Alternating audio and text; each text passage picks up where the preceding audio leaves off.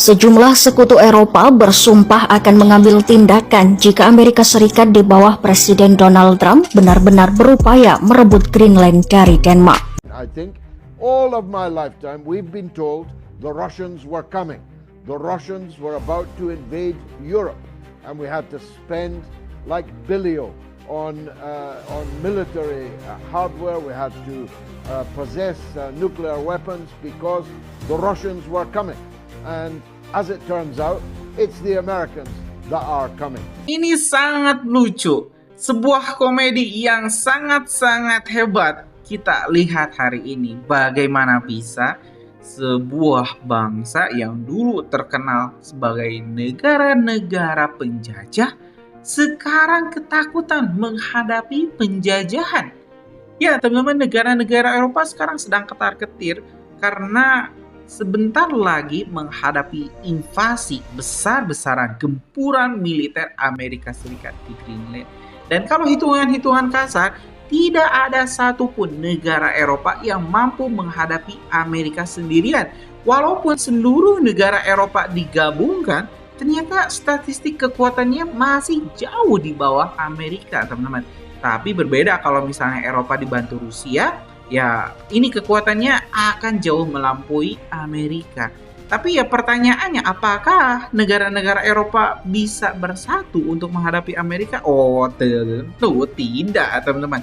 Banyak negara-negara Eropa yang cari aman juga ternyata. Tidak mau ikut campur soal Greenland, bahkan mempersilahkan Amerika Serikat untuk menganeksasi, mengambil secara paksa Greenland. Tapi apakah Amerika akan puas dengan hanya Greenland? Oh tentu tidak, teman-teman. Ya, kita mendapatkan informasi bahwa Trump menampilkan sebuah foto globe atau bola dunia dengan gambar-gambar Amerika. Di sini ada beberapa negara, teman-teman, yang terlihat warna benderanya itu bukan lagi bendera asing tapi Amerika. Ada Kanada, ada Greenland, Venezuela, teman-teman. Ini negara-negara ini ternyata dicaplok. Ada rencana Trump untuk mencaplok negara tersebut. Yang sudah terjadi ya Venezuela, teman-teman. Ini Trump menyatakan diri sebagai presiden sementara Venezuela. Ada juga ini sekutunya Greenland yang sekarang dalam proses. Yang bikin mengejutkan, ternyata Trump juga ingin mencaplok Kanada. Padahal Amerika dan juga Kanada itu seperti adik kakak. Ini kenapa Trump tidak puas dengan wilayahnya? Apakah memang Trump ingin menjadi penguasa absolut yang memerintah seluruh dunia? Wah, ini hebat nih. Kita mending simak dulu deh informasi yang sudah kajian online kumpulkan yang tentu bakal sangat menarik untuk Anda simak. Yuk teman-teman, kita simak informasi selanjutnya. Resmi Perang Dunia Ketiga dimulai, kini NATO sudah mempersiapkan diri untuk perangin siapapun yang berani menantangnya. Bayangkan jika ada negara yang berani menantang NATO, maka yang mereka lawan bukan satu negara, tapi aliansi militer terkuat dalam sejarah dunia. NATO punya 32 anggota, tapi hanya segelintir yang jadi tulang punggung kekuatan tempurnya. Dan mereka benar-benar tak main-main. Amerika Serikat misalnya, dengan 11 kapal induk, ribuan jet tempur, dan senjata nuklir. Negara ini adalah ujung tombak NATO yang tak terbantah. Lalu ada Turki yang sering diremehkan, tapi pasukan daratnya terbesar kedua di NATO dan punya posisi strategis antara Eropa dan Timur Tengah. Jangan lupakan Inggris dengan armada kapal selam nuklir dan satuan elit SAS. Mereka jadi kekuatan khusus yang disegani. Prancis juga masuk daftar elit. Mereka punya senjata nuklir sendiri dan pasukan yang udah terbukti dalam banyak misi global.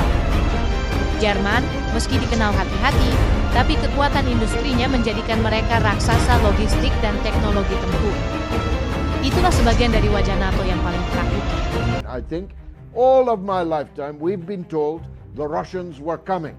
The Russians were about to invade Europe, and we had to spend like billion on military hardware. We had to possess nuclear weapons because the Russians were coming. And as it turns out, it's the Americans that are coming. And the Russians have no interest in the matter whatsoever. You can imagine the damage to the armor propria of the British state and its propaganda machine of all this. You need to have a heart of stone not to laugh, as Oscar Wilde said on the death scene in Little Nell by Charles Dickens. It's enough to make a horse laugh. It certainly got me laughing.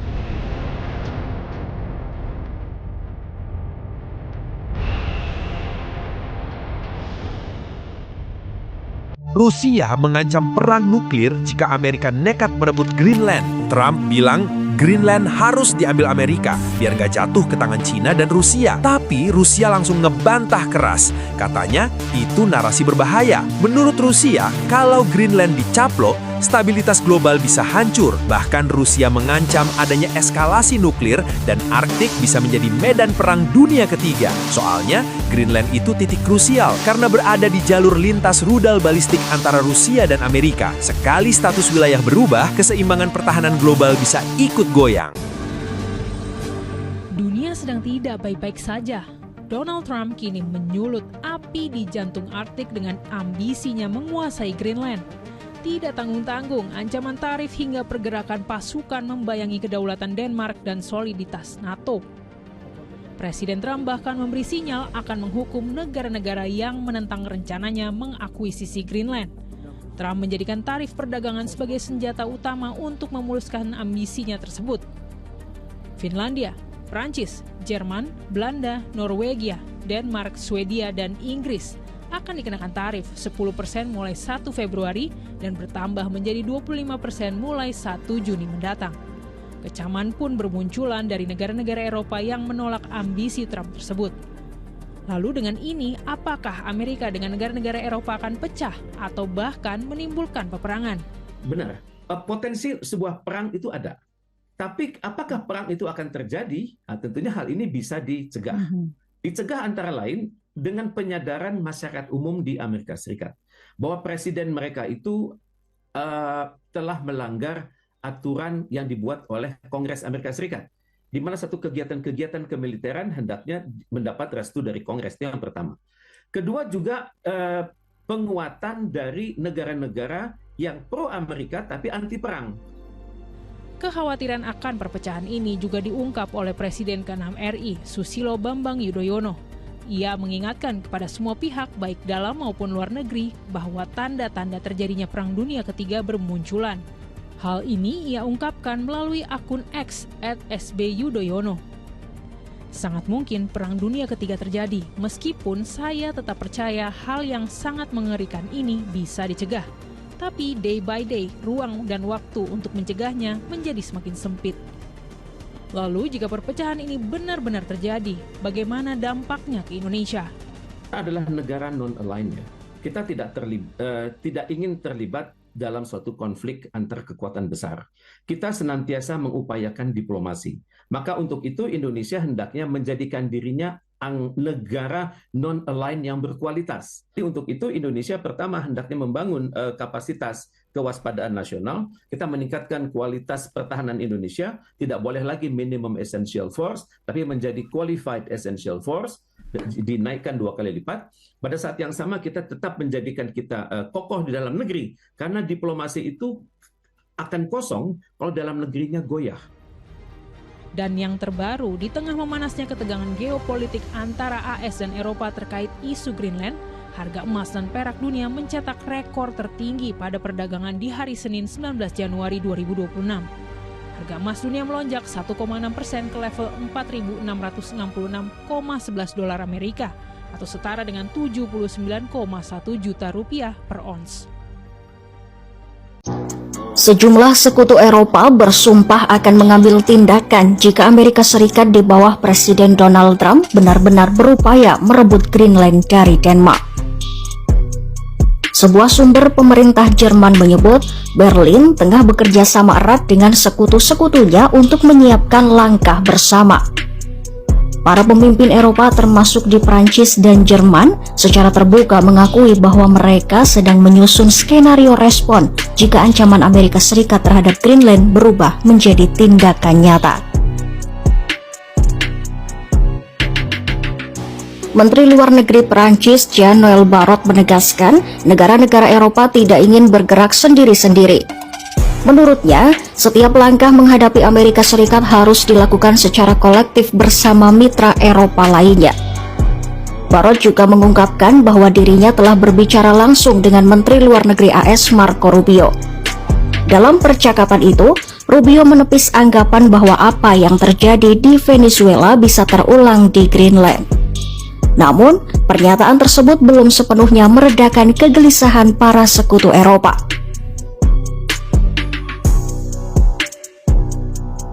Kekhawatiran Eropa muncul setelah Amerika Serikat melakukan operasi militer di Venezuela.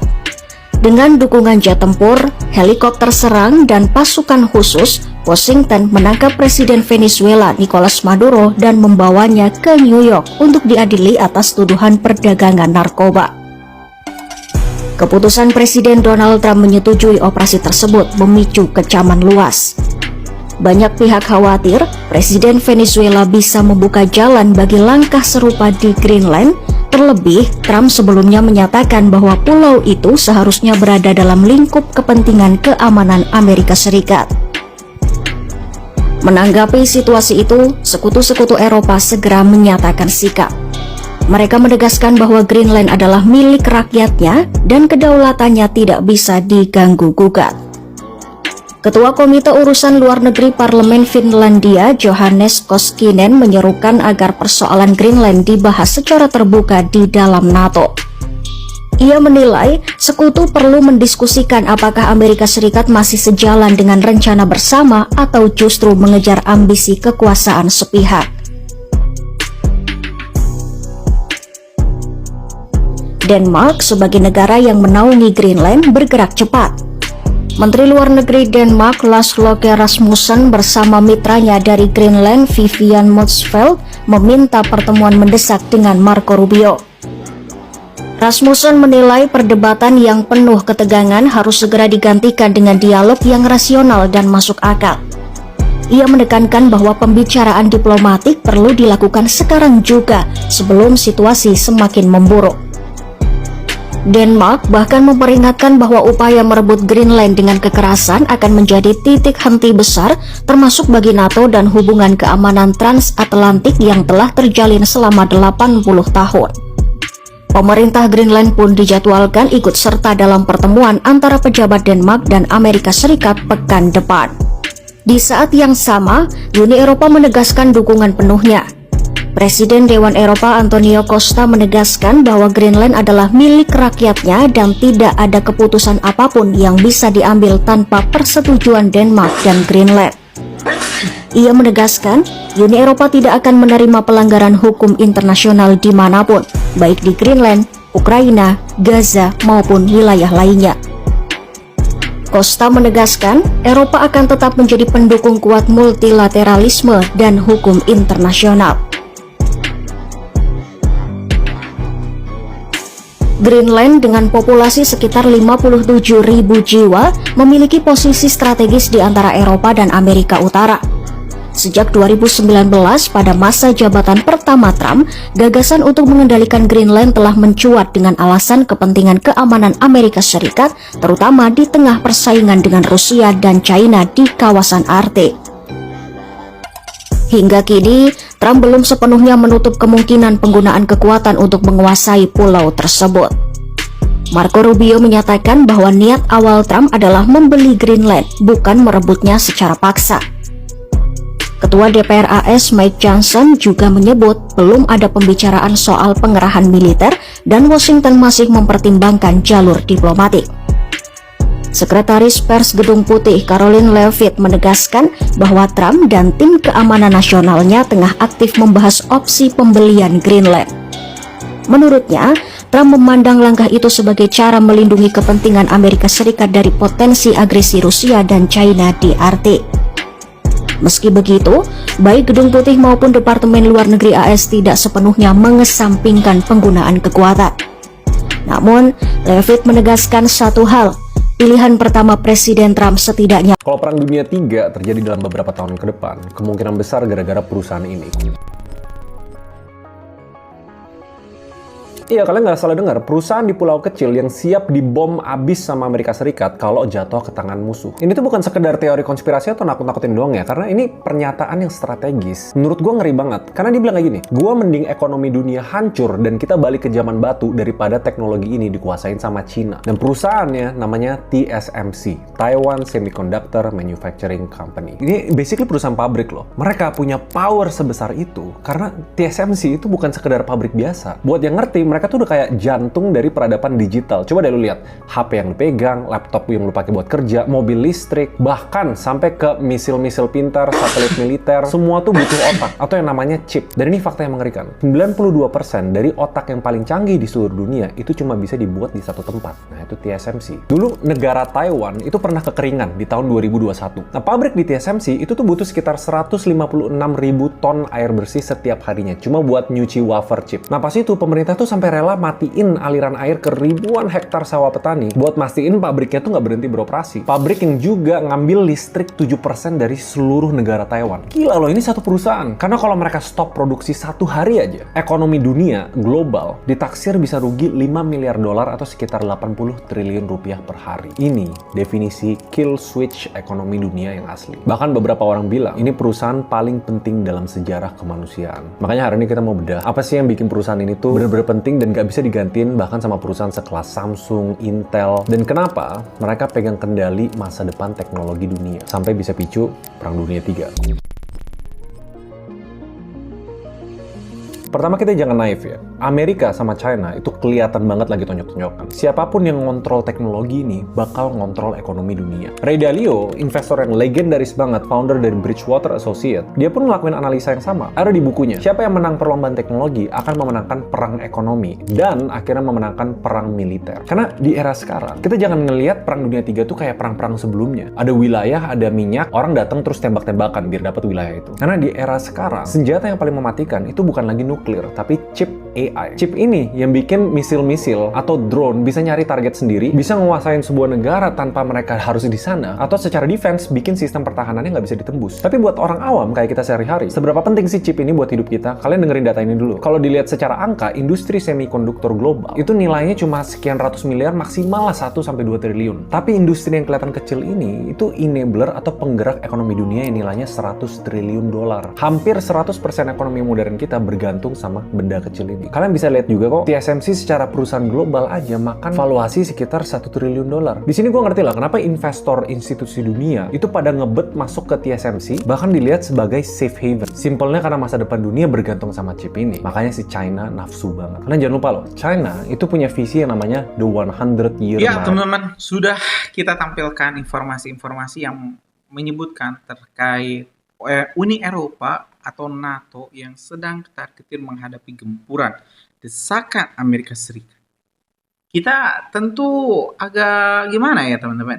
Tidak mau juga kalau misalnya melihat Eropa hancur, tapi ada rasa puas juga saat mereka merasakan apa yang dulu mungkin nenek moyang kita rasakan ketika dijajah oleh bangsa Eropa pertama kali. Ya mungkin ini suratan takdir, mereka juga harus merasakan bagaimana dijajah seperti negara-negara Inggris, Prancis, ini Jerman sekarang sedang ketar-ketir menghadapi gempuran Amerika Serikat. Gimana menurut kalian teman-teman? Apakah setuju kalau misalnya Eropa dijajah oleh Amerika atau punya pendapat lain? Coba tulis di kolom komentar, kita diskusikan. Terima kasih, lanjut di video selanjutnya. Assalamualaikum warahmatullahi wabarakatuh.